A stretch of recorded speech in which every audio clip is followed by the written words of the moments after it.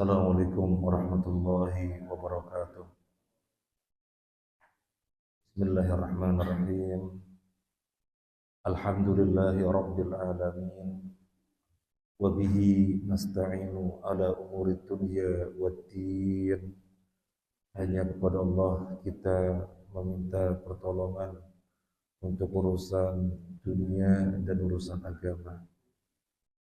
Wassalatu wassalamu ala asyrafil anbiya'i wal mursalin Sayyidina Muhammadin wa ala alihi wa sahbihi ajma'in wa la hawla wa la quwwata illa billahil aliyyil azim wa la hawla wa la quwwata illa billahil aliyyil azim wa la hawla wa la quwwata illa billahil aliyyil azim. Allahumma inna nas'aluka al-huda wat-tuqa wal-afafa wal-ghina amin ya rabbal alamin. Para jamaah rahimanallah, kajian kita Aqidatus Salaf Ashabul Hadis, akidahnya para salaf, para pendahulu kita yang soleh, Ashabul Hadis, orang-orang ahli hadis, ditulis oleh Syekhul Islam Abu Ismail As-Sabuni. Mengkaji kitab ini kita dibawa kepada sebuah kajian yang berdasarkan periwayatan. Kita biasanya ngaji sudah instannya. Tapi kitab ini menginformasikan kita sesuatu yang sudah kita ketahui itu periwayatannya bagaimana. Dari yang kita bahas terakhir dari Ummu Salamah radhiyallahu anha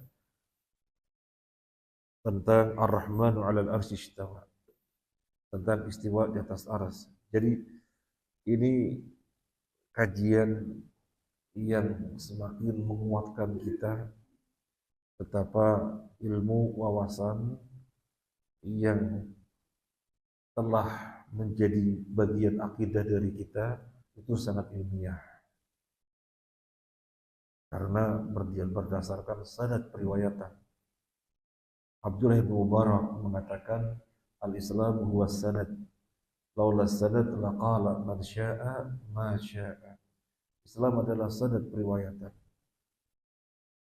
Kalau tidak ada sanad, tidak ada periwayatan, niscaya siapa saja bisa mengatakan apa saja dan rusaklah Islam. Dan penyusun kitab ini Syekhul Islam Abu Ismail As-Sabuni, ulama yang hidup tahun 300-an. Beliau lahir tahun 372 Hijriah. Berarti yang beliau nukil adalah dari ulama yang sebelumnya itu di atasnya. Jadi ulama yang sebelumnya sampai tahun 200 Hijriah, sampai sebelumnya lagi tahun 100-an Hijriah, sampai tahun sebelumnya lagi. Jadi periwayatan kepada masa-masa yang sebelumnya. Sebagai contoh, ada enggak perbedaan di dalam bab akidah antara 4 ulama madhab, ulama yang sangat terkenal, Imam Syafi'i, Imam Hanafi, Hambali, Maliki? Tidak ada sama sekali. Tentang masalah akidah berdasarkan periwayatan yang bersambung sampai sahabat, semuanya sama, tidak ada perbedaan sama sekali. Nah, kembali kepada buku kita mengajak kita untuk lakukan kajian dengan ditujukan periwayatannya. Sekarang halaman 55, poin nomor 24, tentang istiwa Allah. Allah istiwa, tinggi di atas. Istiwa alal arsy, tinggi di atas arsy. Poin nomor 24, semoga yang ada bukunya dibawa dan dibuka. Yang tidak ada mungkin bisa nebek atau menyimak. Abul Hasan bin Ishaq al-Madani telah menceritakan sebuah riwayat kepadaku. Ahmad bin Al-Khadir Abul Hasan Asy-Syafi'i telah menceritakan sebuah riwayat kepadaku. Syadan telah menceritakan sebuah riwayat kepadaku. Muhallad bin Yazid Al-Qahsatani telah menceritakan sebuah riwayat kepadaku. Ja'far bin Maimun telah menceritakan sebuah riwayat kepadaku. Beliau berkata, Imam Malik pernah ditanya tentang firman Allah Ta'ala tentang Ar-Rahmanu 'alal arsy istawa. Jadi ini penyusun kitab menulis periwayatan dari yang bersambung sampai kepada Imam Malik.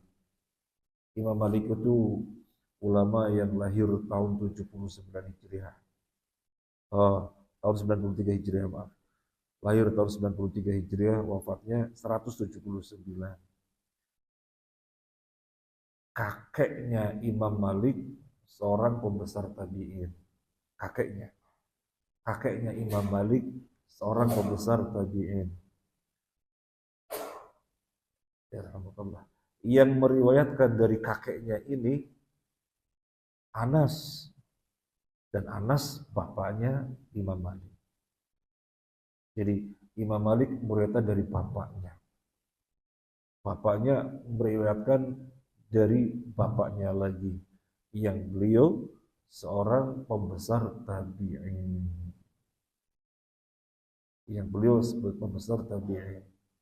Jadi kalau kita sering dengar Imam Malik, masa hidupnya beliau itu tidak jauh dari tabi'ut tabi'in, karena kakeknya beliau seorang pembesar tabi'in. Dan Imam Malik memiliki riwayat sunaiyah. Imam Malik memiliki riwayat sunaiyah. Jadi bersambungnya periwayatan dari Imam Malik ke Nabi hanya dua riwayat. Hanya dua periwayat. Imam Malik dari siapa? Dari Nabi. Imam Malik memiliki periwayatan sunaiyah. Kalau Imam Bukhari, derajat hadisnya yang paling tinggi adalah sulafiyah. Jadi antara Imam Bukhari sampai Nabi SAW ada 3 periwayat. Ini derajat hadis yang paling tinggi. Artinya begini para jamaah. Ketika kita mendengar Imam Malik punya murid Imam Syafi'i, Imam Syafi'i punya murid Imam Ahmad, Imam Ahmad punya murid Imam Bukhari, Imam Bukhari punya murid Imam Muslim. Itu kehidupan mereka itu bukan masa kehidupan yang sangat jauh dari sahabat, dari Nabi, bukan. Ya sekitar 200-an tahun. Jadi kayak kita punya ayah punya, di atasnya adalah kakek adalah buyut, dan ilmunya disampaikan secara periwayatan dengan syarat yang sangat ketat. Sehingga tidak benar mereka yang mengatakan kita ini tidak berislam. Ini kata mereka. Kita ini tidak berislam, tapi kita ini mentafsirkan Islam. Kenapa? Karena keilmuan di dalam Islam baru ditulis pada tahun sekitar 200 tahun setelah Nabi wafat. 200 tahun setelah Nabi wafat baru ditulis. Kira-kira ditulisnya gimana? Otentik apa enggak? Coba bayangkan, kata dia. Ente punya buyut. Buyut ini memiliki ilmu. Ente baru nulis. Ente mau nulis apa? Itu bukan menulis sesuatu yang otentik, bukan otentisitas. Ya ente penafsiran saja. Jadi kita itu bukan beragama Islam, tetapi kita beragama tafsir Islam. Ini kan kacau. Padahal periwayatan sedemikian ketat sekali. Dan untuk dikatakan hadis itu sahih, harus dengan 5 syarat. Yang pertama, ittisalus sanad, sanadnya bersambung. Kemudian bukan semata-mata bersambung, masing-masing rawi periwayat harus adlur ruwat, adilnya diketahui. Kemudian bukan sekedar itu, harus dobat. Dobat ada 2, dobat secara hafalan, dobat secara tulisan. Dobat itu otentisitas, otentikan. Kemudian ada musyudus, tidak menyelisihi periwayat yang lebih kuat. Kemudian adamul illah, tidak ada sesuatu yang dipertanyakan, bebas dari sesuatu yang dipertanyakan. Itu ketat sekali untuk dikatakan hadis sahih. Kok dengan gampang yang mengatakan kita tidak beragama Islam, kita ini beragama tafsir Islam, karena terlalu jauh ilmu di zaman Nabi baru ditulis sekitar 200 tahun. Maka bukan menulis Islam, menulis tafsir Islam. Jadi kacau. Nah baik, kita bacakan penyusun kitab ini menulis sebuah informasi yang bersambung sampai kepada Imam Malik. Kita lanjutkan. Imam Malik pernah ditanya tentang firman Allah Ar-Rahman 'alal arsy istawa, surat Taha ayat 5. Maka beliau berucap, kata istiwa Ar-Rahmanu 'alal arsy istawa, istawa yastawi istiwa. Kata istiwa bukanlah asing hakikatnya, tidak usah dipikirkan. Mengimaninya adalah kewajiban, menyoal hakikatnya adalah kebid'ahan. Dan tidaklah aku memandang dirimu, wahai penanya, melainkan dalam kesesatan. Lalu beliau memerintahkan orang tersebut untuk diusir dari majelisnya. Jadi Imam Malik lagi bermajelis. Ada yang bertanya, wahai Imam, Ar-Rahmanu 'alal arsy istawa. Allah istiwa di atas aras. Istiwa itu apa? Maka Imam Malik tegas menjawab, al-istiwa ma'lum wal kaifiyah majhul wal imanu bihi wajib wa su'alu anhu bid'ah. Istiwa jelas maknanya, semua orang tahu makna istiwa. Itu bahasa Arab. Dan mereka orang-orang Arab. Istiwa artinya jelas, tinggi di atas. Kalau dibahasakan dalam bahasa kita, tinggi di atas. Wal kaifiyah majhul. Bagaimana istiwanya? Siapa yang tahu? Ya gak ada yang tahu. Wal imanu bihi wajib. Mengimaninya wajib. Bagaimana tidak mengimaninya? Allah menginformasikan demikian. Istiwa alal arsh. Ya diimani. Bagaimana tidak diimani? Wasu'alu anhu bid'ah. Menanyakannya bid'ah. Tidak pernah ada para sahabat bertanya kepada Nabi.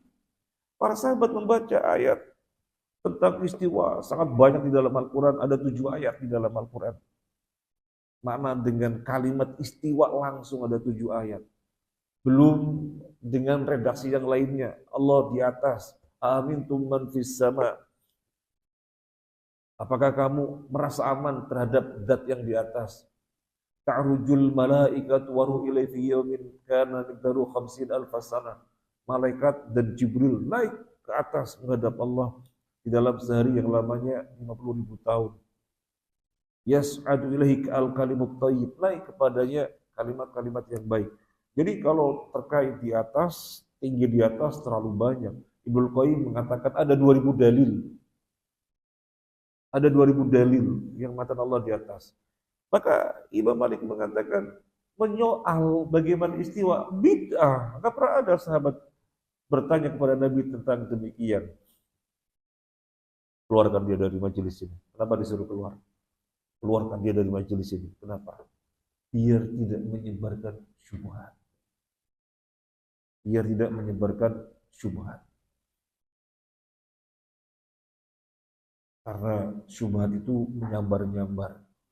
Orang pada posisi tidak ada benteng, wawasan, tidak ada benteng keilmuan, kemudian mendengar orang lain yang seakan-akan ilmiah, logika-logika yang seakan-akan mantap, bisa ke bawah, maka usir dia. Ini tentang Imam Malik.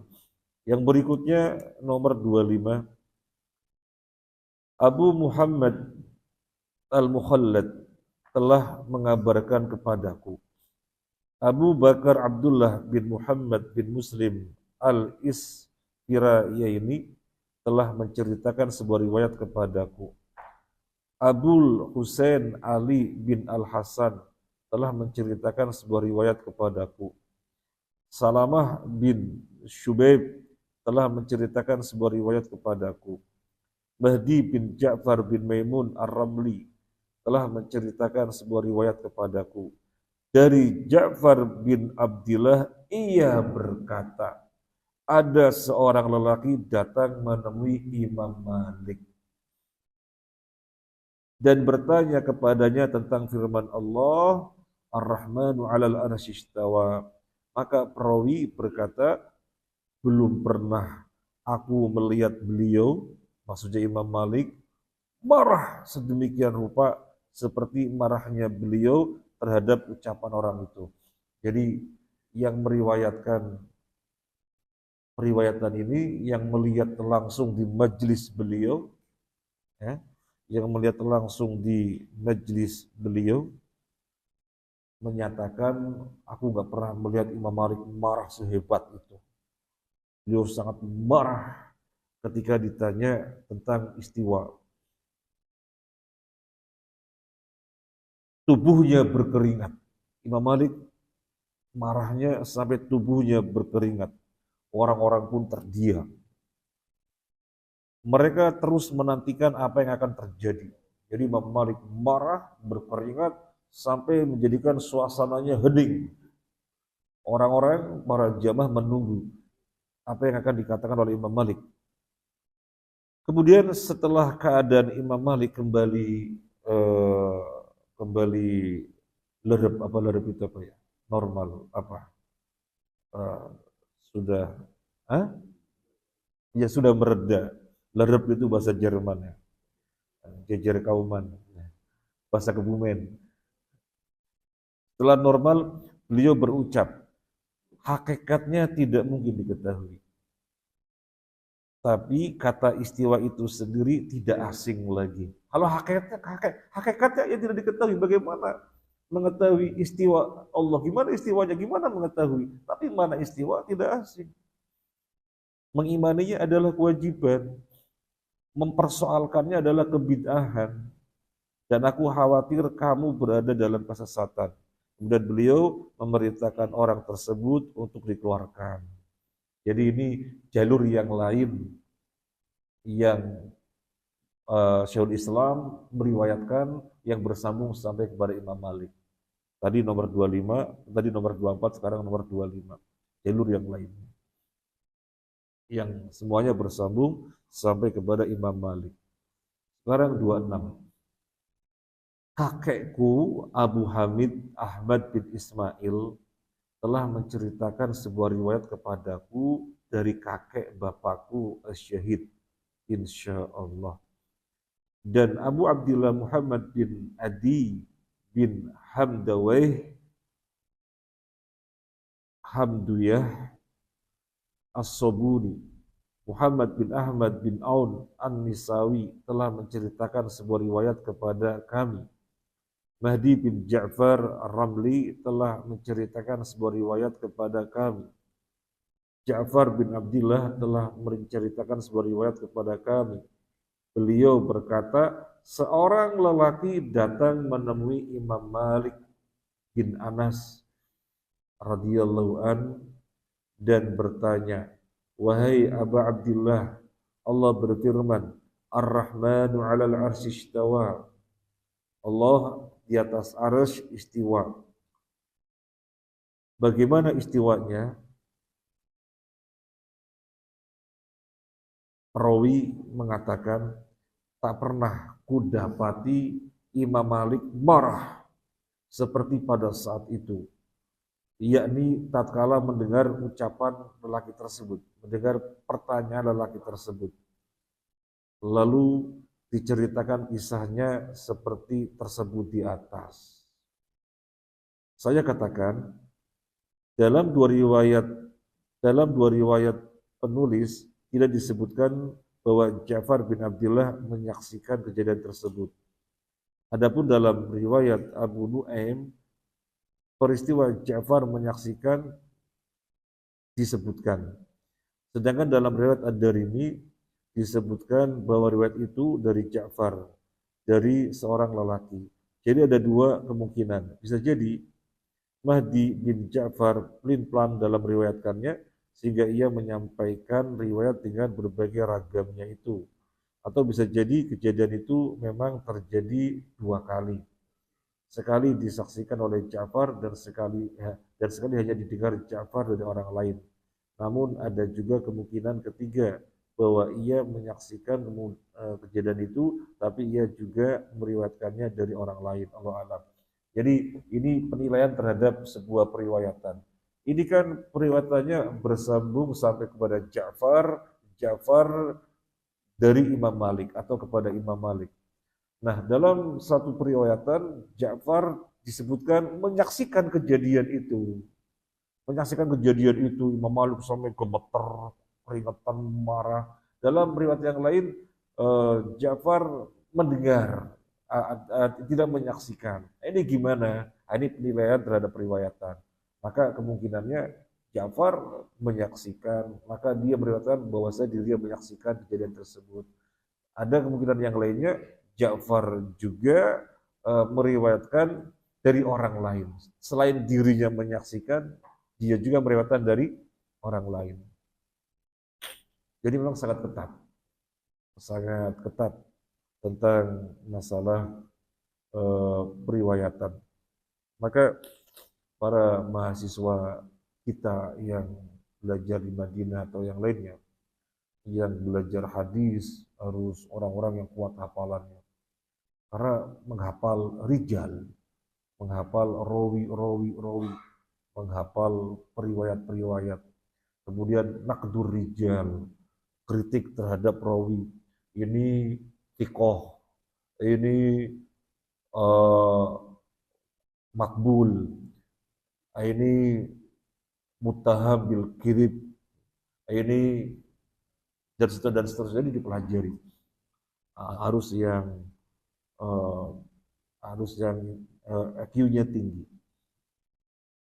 Sekarang ke nomor 27. Abu Ali Al-Husain bin Al-Fadal Al-Bajali juga meriwayatkan, juga pernah ditanya tentang istiwa tersebut. Bagaimana Allah istiwa di atas arsy? Beliau menimpali, saya tidak sedikit pun mengetahui berita-berita yang gaib, melainkan sebatas yang telah dijelaskan kepada kita dalam Al-Quran dan Sunnah. Allah yang maha mulia nama-namanya telah memberitahu bahwa dirinya istiwa di atas arsy, namun dia tidak memberitahukan bagaimana dia istiwa. Nah ini. Yang jelas ini seorang ulama yang hidupnya di atas penulis. Ditanya tentang istiwa, jawabannya, ya gimana aku tahu perkara gaib? Gak mungkin kita tahu perkara gaib. Maka kita sebatas menerima apa yang Allah informasikan. Allah menginformasikan di atas arsy, ya kita menerima, bagaimana tidak? Adapun bagaimana Allah menceritakan apa tidak? Ya tidak, sudah, yang jelas diimani Allah istiwa, selesai. Jadi menguat pada kita, oh demikian para pendahulu kita di dalam memahami ayat-ayat Al-Quran dan hadis yang terkait dengan sifat-sifat Allah. Pahami secara zahirian nas. Wong kita tidak tahu perkara gaib, lalu bagaimana kita masuk ranah perkara gaib? Oh, istiwa maksudnya ini. Ente tahu perkara gaib. Yang dimaksud istiwa itu bagaimana? Allah istiwa gimana? Kan nggak tahu. Kok berani-beraninya dimasuki dengan akal? Perkara gaib bukan ranah akal.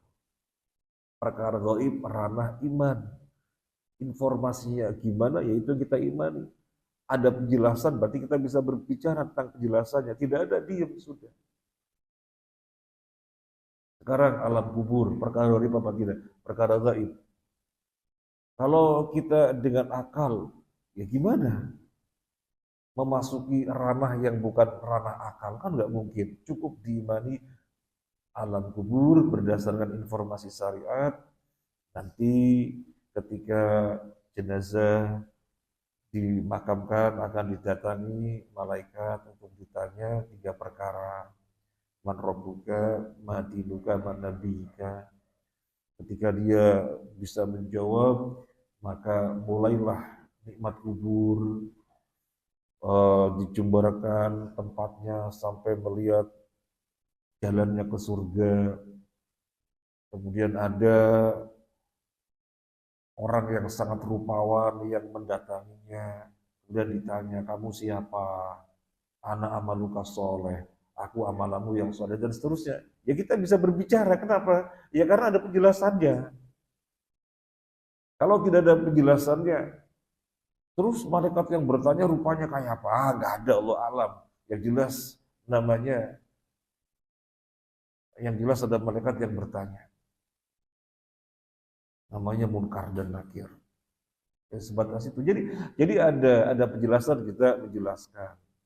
Nggak ada yang diam. Itu kaidah di dalam beriman kepada perkara gaib. Beda dengan perkara ibadah. Beda. Perkara ibadah itu bukan perkara gaib, tapi perkara fenomena yang dilihat, yang disaksikan, yang disimpulkan. Nah, ketika sudut pandangnya berbeda, maka kesimpulan hukum berbeda. Imam Syafi'i dengan Imam Ahmad berbeda tentang duduk sholat yang hanya 2 rakaat, sholat subuh. Tadi 2 rakaat, atau sholat sunnah yang 2 rakaat. Duduknya ketika tasyahud, iftiras, apa tawarruk.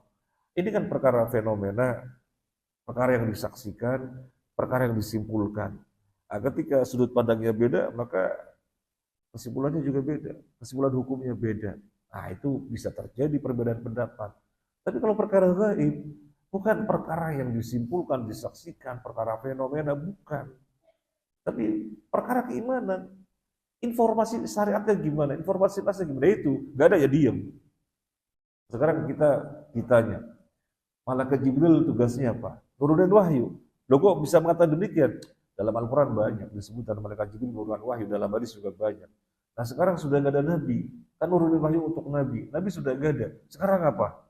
Kita mau bilang apa? Mau bilang apa coba? Oh mungkin datangi orang-orang yang begadang di kafe-kafe. Ya, gimana? Bicara mungkin. Nggak bisa. Nggak bisa. Allah alam. Selesai. Ah, demikian. Jadi ini jawabannya ketika ditanya gimana istiwa, kita nggak mengetahui perkara gaib. Tapi Allah, zat yang maha mulia nama-namanya, memberitahu tentang dirinya istiwa, yaitu kita imani. Nah, itu jawabannya demikian. Yaitu kita imani Allah istiwa. Selesai. Jangankan ranah gaib, perkara yang harus diimani saja. Perkara ranah akal, manusia itu banyak kelemahannya. Padahal ranahnya ranah akal, ranah fenomena, ranah peristiwa, ranah kejadian. Akal banyak kelemahan. Contoh, kalau saya salah diluruskan, kan ada orang fisika. Kalau ada orang fisika. Jadi kita berada di bumi, bintang-bintang di atas kita yang paling jauh bisa dijangkau itu ketinggian berapa? Ketinggian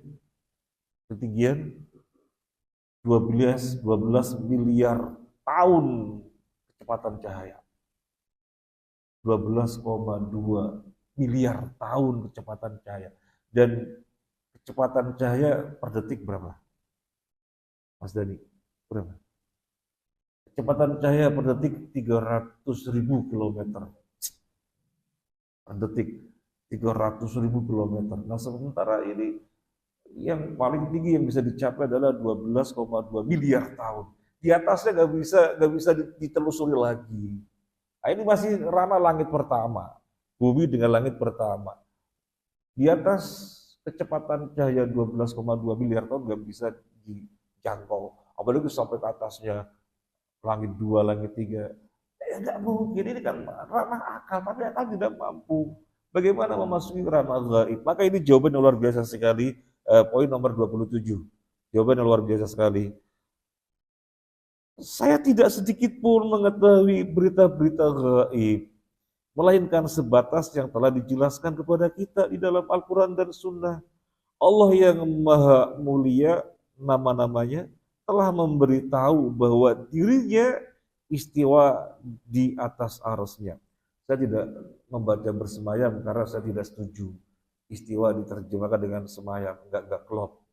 Istiwa itu bahasa Arab kalau mau dimaknai ala wartafa, tinggi di atas. Ala wartafa, padanannya dalam bahasa Indonesia kayaknya kita tidak jumpa. Nggak jumpa apa padanan kosakatanya, nggak ada kecuali dengan penjelasan tinggi di atas. Ala wartafa, kalau bersemayam nggak tepat, kayaknya nggak tepat. Ya saya nggak tahu ada ahli bahasa Indonesia, kayaknya nggak tepat. Ya sudah nggak usah cari kosakata padanannya apa, dengan penjelasan ala wartafa, tinggi di atas. Dan saya juga tanyakan kepada Ustaz Abdul Rafiq Hafizahullah, gimana diterjemahkan dan bersemayam? Enggak, kata beliau. Ala wartafa, tinggi di atas. Makanya dari tadi tulisan bersemayam saya nggak baca bersemayam. Nah, sekarang 28. Yang ke-28. Imam Al-Hakim Abu Abdillah Al-Hafidh rahimahullah telah mengabarkan kepada kami. Abu Bakar Muhammad bin Dawud Az-Zahid telah mengabarkan kepada kami. Ia berkata, Muhammad bin Abdurrahman As-Sami telah mengabarkan kepada kami. Ia berkata, Abdullah bin Ahmad bin Ash-Shibawayh Al-Marwazi telah menceritakan sebuah riwayat kepada kami. Ia berkata, aku pernah mendengar Ali bin Al-Hasan bin Syakik berkata, aku pernah mendengar Abdullah bin Mubarak. Siapa Abdullah bin Mubarak? Ulama tabi'ut tabi'in. Abdullah bin Mubarak, ulama tabi'ut tabi'in, mengatakan, kami mengetahui Rabb kami berada di atas 7 lapis langit. Istiwa di atas aras, terpisah dari makhluknya. Di garis bawahi, terpisah dari makhluknya. Dan kami tidak menyatakan apa yang dinyatakan oleh Jahmiyah, bahwa Allah ada di sini, bahwa beliau menuju ke arah bumi, bersentuhan dengan makhluk. Jadi Abdullah bin Mubarak menentang orang Jahmiyah. Orang Jahmiyah itu menyelisihi nas karena banyak didominasi dengan akal. Yang demikian pula adalah orang-orang Mu'tazilah. Tapi di dalam banyak hal Mu'tazilah lebih mending dari Jahmiyah. Misalnya orang Jahmiyah mengatakan Allah tidak punya nama, tidak punya sifat. Tapi Mu'tazilah mengatakan punya nama iya tapi sifat enggak. Artinya seluruh nama sama saja, gak ada bedanya. Nama yang satu dengan nama yang lainnya. Karena gak ada sifat. Nanti Asy'ariyah beda lagi. Asy'ariyah Allah punya nama dan punya sifat. Tapi sebagian sifat harus ditakwil. Paling mending memang. Dari antara tiga, Jahmiyah, Mu'tazilah, Asy'ariyah, paling mending Asy'ariyah. Ahlussunnah wal Jamaah menyatakan Allah punya nama dan punya sifat. Tetapi sifat-sifat Allah bagaimana dipahami sesuai dengan zahiriyat nas, gak boleh takwil. Gak ada para sahabat yang mentakwil. Gak ada tabi'in yang mentakwil. Nah, jadi Abdullah bin Mubarak mengatakan, aku meyakini Tuhanku Allah di atas langit yang 7. Karena di atas langit ada arsy, Allah di atas arsy, terpisah dari makhluk. Terpisah dari makhluk. Terpisah dari makhluk. Orang Jahmiyah mengatakan, jangan pernah mengajukan kalimat tanya atau kata tanya di mana. Di mana Allah, jangan pernah. Karena kata tanya aina, di mana, itu untuk makhluk. Di mana kopi di gelas, di mana HP di atas meja, di mana duit di saku. Itu pertanyaan untuk makhluk. Gak boleh menanyakan aina untuk Allah. Terus Allah di mana? Ya pokoknya jangan ditanya aina. Di mana-mana dan tidak di mana-mana. Bingung. Bingung. Itu kan disimpulkan berarti Allah tidak ada. Naudzubillah min dzalik. Nah, maka Imam Ahmad mengatakan, sampaikan pada orang Jahmiyah. Sampaikan pada orang Jahmiyah.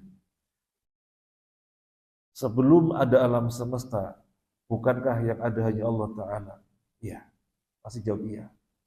Kemudian Allah menciptakan alam semesta. Akhirnya alam semesta ini ada. Nah pertanyaannya, Allah menciptakan alam semesta, apakah di dalam dirinya atau di luar dirinya?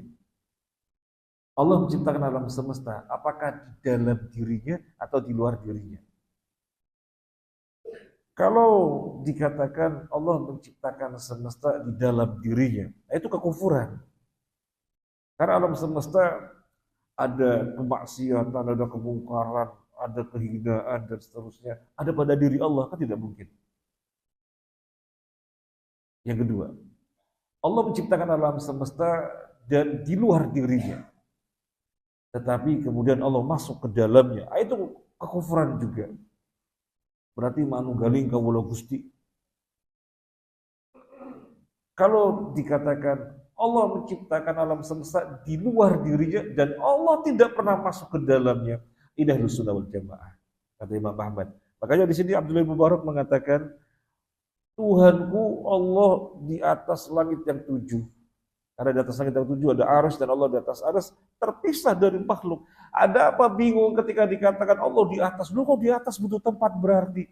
Maunya bagus, bagusnya bagaimana? Jangan sampai pernah menyampaikan Allah dengan makhluk. Kalau dikatakan Allah di atas, berarti butuh tempat. Masa Allah butuh tempat, butuh makhluk? Akhirnya kemudian mereka melakukan takwil. Di atas arsy itu maksudnya berkuasa. Masuk ranah perkara gaib dengan takwil itu. Makanya di sini Abdul Mubarak mengatakan Allah di atas arsy terpisah dari makhluk. Ada tidak terkait dengan makhluk. Terpisah dari makhluk, tidak terkait dengan makhluk. Ada apa bingung Allah di atas arsy? Wah, terus kalau di atas arsy sebelum Allah menciptakan arsy, Allah di mana? Terus katanya Allah turun ke langit dunia setiap sepertiga malam terakhir. Ketika turun, yang nempati arsy siapa? Jadi maunya bagus, jangan pernah menyamakan Allah dengan makhluk, tetapi mereka telah terjerumus ke dalam menyamakan Allah dengan makhluk. Karena pemahaman demikian adalah deskripsi untuk makhluk. Jadi maunya tidak menyamakan Allah dengan makhluk, tetapi sesungguhnya terjerumus ke dalam menyamakan Allah dengan makhluk. Maka tadi poin nomor 27, ketika ditanya gimana Allah di atas arsy, kita nggak tahu perkara gaib. Allah dat yang maha mulia nama-namanya menginformasikan isu alal arsy, itu kita imani gimana? Kalau kita nggak tahu perkara gaib. Itu sebagaimana akidahnya para sahabat. Dan kita sudah sampaikan pada poin nomor berapa. Pemahaman semacam ini bersambung sampai Ummu Salamah radhiyallahu anha. Nah, ini Abdullah bin Mubarak. Tadi kita menyampaikan garis bawahi terpisah dari makhluknya, artinya tidak terkait dengan makhluk. Sekarang 29. Aku pernah mendengar Al-Hakim Abu Abdillah Al-Hafidh berkata dalam bukunya At-Tarikh yang beliau tulis untuk penduduk Naisabur dan dalam bukunya Ma'rifatul Hadith. Kedua buku itu beliau yang menyusun dan tidak ada buku yang menyamai mutu keduanya.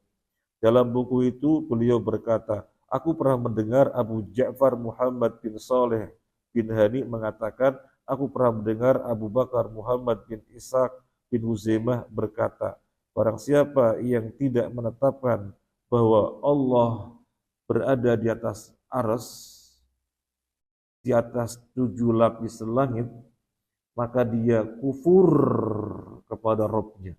Wow, statementnya keras sekali. Yang tidak percaya Allah istiwa alal aras berarti kufur kepada Rabb-nya. Halal darahnya. Dan harus dipaksa bertaubat. Kalau enggan, maka dipenggal leher kepalanya. Lalu dicampakkan ke dalam tong sampah. Agar kaum muslimin maupun orang-orang kafir dhimmi yang bersama mereka tidak terganggu oleh bau bangkainya yang busuk. Hartanya dianggap rampasan perang atau fai, tidak halal diwarisi kaum muslimin. Karena orang muslim tidak mewarisi harta orang kafir.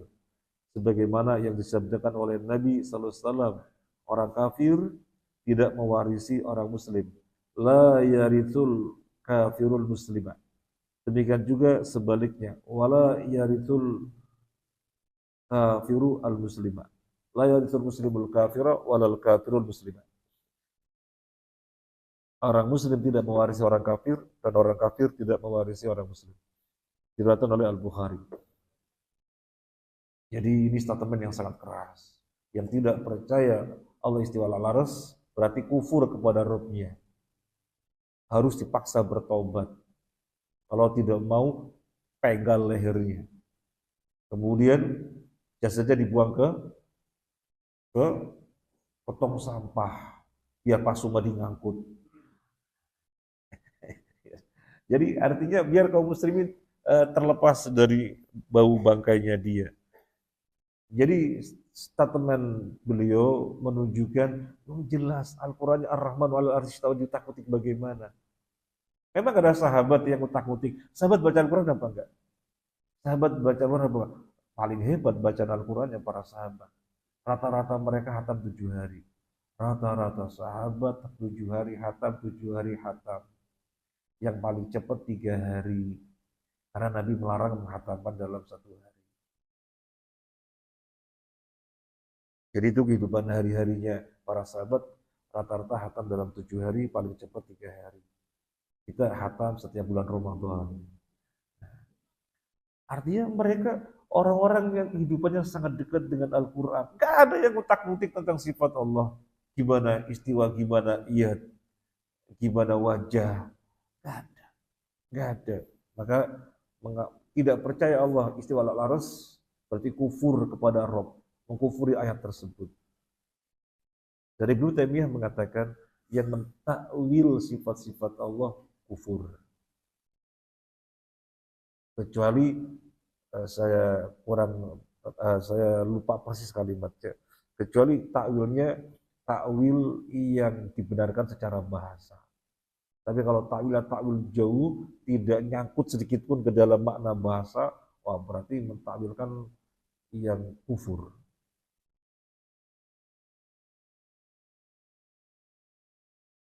Sekarang 30. Imam kita Abu Abdillah Muhammad bin Idris Asy-Syafi'i. Imam Asy-Syafi'i itu muridnya Imam Malik. Kalau Imam Malik wafatnya tahun 179, maka Imam Asy-Syafi'i wafatnya tahun 204. Jadi ketemu. Imam Syafi'i lahir tahun 150 lahir. Imam Malik tahun 179 wafat. Maka berguru kepada Imam Malik. Dan umur 10 tahun, Imam Syafi'i sudah hafal kitabnya Imam Malik. Kitab Al-Muwatta. Al-Muwatta itu hadis-hadis yang disusun oleh Imam Malik. Dan di dalamnya ada Thunaiyah. Ada Thunaiyah. hadis yang diriwayatkan oleh Imam Malik yang antara beliau dengan Nabi 2 perawi saja. Imam Malik dari fulan dari Nabi. Itu derajat yang tinggi. Nah, Imam Syafi'i memaparkan hujahnya dalam buku beliau Al-Mabsut sehubungan dengan membebaskan budak wanita yang mukminah untuk kafarat. Meskipun sesungguhnya budak wanita yang bukan mukminah tidaklah sah dijadikan kafarat. Hal itu berdasarkan hadis Muawiyah bin Al-Hakam. Karena ia berniat membebaskan seorang budak hitam sebagai kafarat. Lalu ia bertanya kepada Rasulullah SAW tentang hukum membebaskannya sebagai kafarat. Maka beliau menguji wanita tersebut. Beliau bertanya, siapa saya? Wanita itu menjawab dengan mengisyaratkan tangannya kepada beliau, lalu mengarahkannya ke atas langit. Maksudnya beliau adalah utusan Allah yang berada di atas langit. Beliau bersabda, bebaskanlah dia, sesungguhnya dia adalah seorang mukminah. Ini Imam As-Syafi'i menjelaskan masalah kafarat. Babnya bab kafarat. Orang yang dolim kepada budak atau tuan yang dolim kepada budaknya, kafaratnya membebaskannya. Kafaratnya membebaskannya. Ada beberapa hadis yang jelas tentang itu. Dolim kepada budaknya, maka kafaratnya membebaskannya. Nah, Hakam bin Muawiyah dolim kepada budaknya. Maka Nabi putuskan harus dibebaskan. Dan semoga saya nggak salah, dalam riwayat itu Hakam bin Muawiyah yang datang sendiri kepada Nabi, ya Rasulullah, saya telah berbuat dolim pada budak saya, maka saya hendak membebaskannya. Nabi mengiyakan, karena berbuat dolim pada budak, kafaratnya dibebaskan.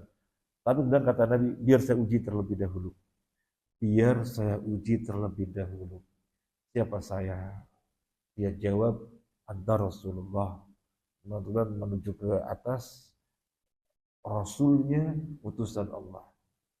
Jadi ketika dia ditanya di mana Allah, di atas. Kata Nabi, bebaskan budak. Nah, Imam Asy-Syafi'i menjadikan hadis ini kafarat dengan membebaskan budak harus budak mukminah atau harus budak mukmin. Kalau budaknya bukan mukmin, budak kafir, nggak boleh dijadikan kafarat. Soalnya ketika Hakam bin Muawiyah mengatakan saya hendak membebaskan budak sebagai kafarat, kata Nabi, biar saya uji dulu. Oh, ternyata jawabannya benar. Dia tahu Muhammad sallallahu alaihi wasallam Rasul dan tahu Allah di atas. A'tikha fa innaha mu'minah. Bebaskanlah dia karena dia itu mukmin. Kata Imam Asy-Syafi'i, berarti syarat untuk kafarat berupa budak haruslah budak yang mukmin. Dan dalam hadis ini disebutkan dikatakan dia mukmin karena meyakini Muhammad Rasul dan meyakini Allah di atas. Jadi Imam Syafi'i itu kalau ditanya Imam Syafi'i yang madhabnya dianut oleh kaum muslimin Indonesia atau se-Asia Tenggara secara umum terbanyak dalam madhab Syafi'i. Kalau ditanya di mana Allah di atas, kata mereka nggak mau. Terus nggak mau gimana? Kami mau dari Imam Syafi'i fikihnya saja. Terus akidahnya dari Abu Hasan Al-Asy'ari. Nah, sehingga mereka membuat buku dan saya juga baca buku itu. Judulnya nggak usah dibaca, nanti sensitif. Ya, judulnya nggak usah dibaca. Di sana ditegaskan bahwasanya organisasi ini haluan berfikih, menganut fikih kepada 4 madhab, kemudian akidahnya kepada Asy'ariyah dan Maturidiyah. Jadi itu undang-undangnya. Nah, kalau ditanya, memang ulama 4 madhab itu akidahnya nggak benar apa? Sehingga tidak diambil akidahnya, diambil fikihnya saja. Kemudian untuk akidahnya kepada Abu Hasan Al-Asy'ari. Padahal Abu Hasan Al-Asy'ari sendiri bertobat dan ditulis jelas dalam buku Al-Ibadah apa yang dijelaskan oleh Imam Ahmad bahwasanya Allah istiwa alal arsy. Saya pun mengatakan Allah istiwa alal arsy. Apa yang dikatakan oleh Imam Ahmad Allah turun ke langit dunia setiap sepertiga malam terakhir, aku pun mengatakan demikian dan seterusnya. Bisa dilihat sendiri. Bisa dilihat sendiri di dalam kitab Al-Ibadah. Juga di dalam kitab uh, uh, Maqalatul Islamiyyin. Itu dua-duanya kitabnya Abdul Hasan Al-Asy'ari. Dan dua-duanya jelas bagaimana beliau rujuk kepada Ahlussunnah wal Jamaah. Tetapi kemudian oleh mereka dikatakan ini kitab palsu. Jadi yang palsu bukan ijazah saja. Ya. Ini kitab palsu. Ini kitab palsu. Tak mau mereka mengakui itu kitabnya Abdullah Sallallahu ini kitab palsu. Seandainya mau dipercaya ini kitab, ini kan peralihan beliau dari Mu'tazilah. Jadi dia berlepas dari Mu'tazilah, kemudian menulis buku. Iya betul, dia bertobat dari Mu'tazilah. Kemudian lepas dari Mu'tazilah apa? Berakidah sebagaimana Imam Ahmad. Berakidah sebagaimana Imam Ahmad. Nah, ini penting sekali. Waktunya sudah habis ya. Sampai poin nomor berapa?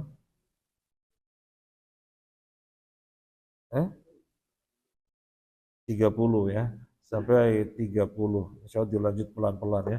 Jadi kalau periwayatnya kita nggak tahu karena kita tidak mempelajari, tidak kuliah jurusan hadis maksudnya. Kita tidak kuliah jurusan hadis. Nah, kita ditanya setiap periwayatnya siapa saja kita nggak tahu.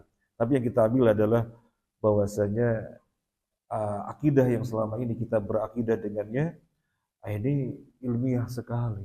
Semuanya berdasarkan sanad. Tidak ada yang perkiraan. Semuanya berdasarkan sanad, bersambung sampai sahabat, dan sahabat adalah santri-santrinya Nabi SAW, sehingga apa yang telah menjadi keyakinan kita menjadi lebih kuat lagi karena sangat ilmiah. Ini saja, semoga bermanfaat. Terima kasih atas kebersamaannya. Mohon maaf atas hal-hal yang kurang berkenan. Subhanakallahumma wa bihamdika asyhadu an la ilaha illa anta astaghfiruka wa atubu ilaik. Assalamualaikum warahmatullahi wabarakatuh.